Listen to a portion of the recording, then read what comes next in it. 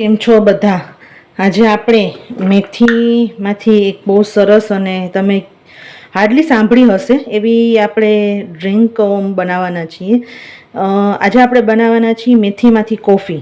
હવે મેથીની coffee, ફેંગશુક coffee બધા ઘણા બધા કહે છે. આ એક છે ને સાત્વિક કોફી છે, આયુર્વેદિક કોફી છે.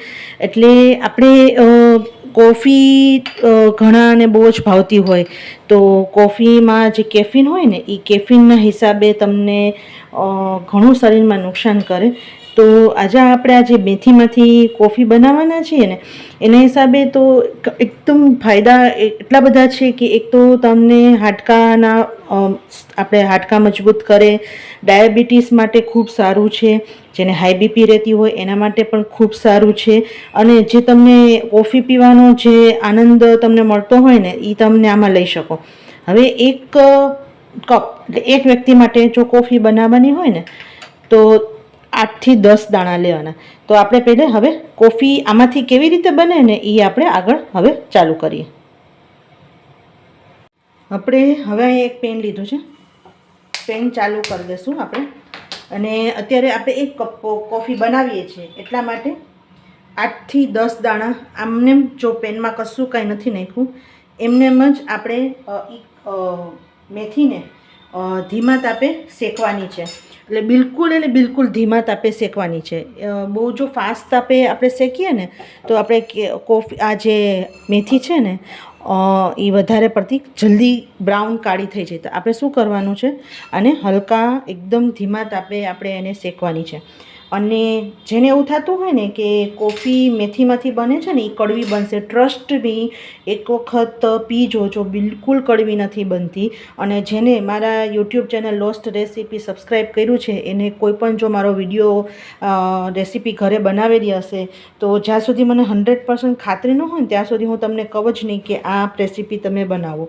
તો આને આપણે હવે છે ને ધીમા તાપે શેકવાની છે, બિલકુલ હાઈ ફ્લેમ નથી કરવાનો. બિલકુલ તમને ખબર પણ નહીં પડે કે આ કોફીમાંથી કોફી નથી બનાવેલી. તો આપણે ધીમા તાપે એને શેકી લેશું. જો આપણે છે ને ધીમા તાપે શેકીએ ને એટલે થોડું બ્રાઉન થશે. અને જેમ આપણે તલ કેમ ફૂટે, જો તલ ફૂટે ને એવું ફૂટ થશે. એટલે આને ધીમા તાપે કરવાનું, 2 થી 3 મિનિટ લાગશે. જો વધારે તમારે માત્રામાં કોફી બનાવતા હોય તો એ પ્રમાણે થોડુંક વધારે આપણે મેથીના દાણા લેવાના. અને અત્યારે મેથી શેકો ને તો તમને એવું લાગે કે કોફીનો એકદમ સુગંધ આવતી હોય ને એવી તમને સરસ સુગંધ આવવા મળશે. તો હવે જો આમ એકદમ થોડું ડાર્કિશ અને લાઇટ બ્રાઉન થઈ ગયું છે. તો હવે આપણે આમાં દૂધ આપણે નાખશું. તો અત્યારે આપણે 1 કપ માટે કોફી બનાવીએ છીએ તો 1 કપ આપણે દૂધ નાખશું.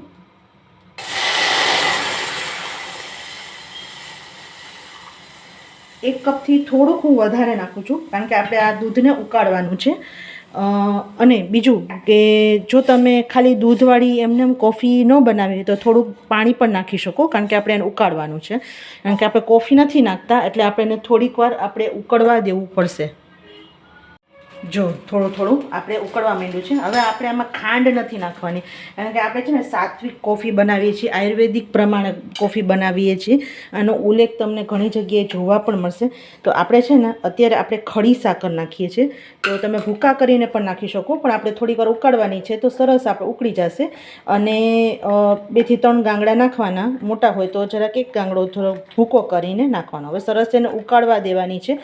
ઉકળશે ને તમે ઘરે બનાવો ને ત્યારે જ તમને આઈડિયા આવે આ વસ્તુનો કે ઉકળે ને તમને ખ્યાલ જ આવી જાય કે આ કોફી જ બને છે, એવી સરસ સુગંધ આવે છે.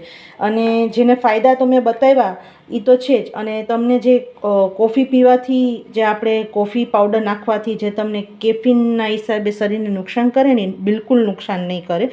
તો હવે આપણે એને સરસ ઉકળવા દઈશું. આપણે આ મેથીની કોફીને છે ને થોડીક વાર ઉકળવા દેવી પડશે. એટલે 7 થી 10 મિનિટ આપણે એને ઉકળવા દેવી પડશે મીડિયમ હીટ ઉપર. તો જ એનો પ્રોપર છે ને તમને એવું લાગે કે કોફી પીધી હોય અને થોડોક કલર તમને આપણે આવે એમ. અને બીજું કે આ મેથીનો પાવડર નથી કરવાનો.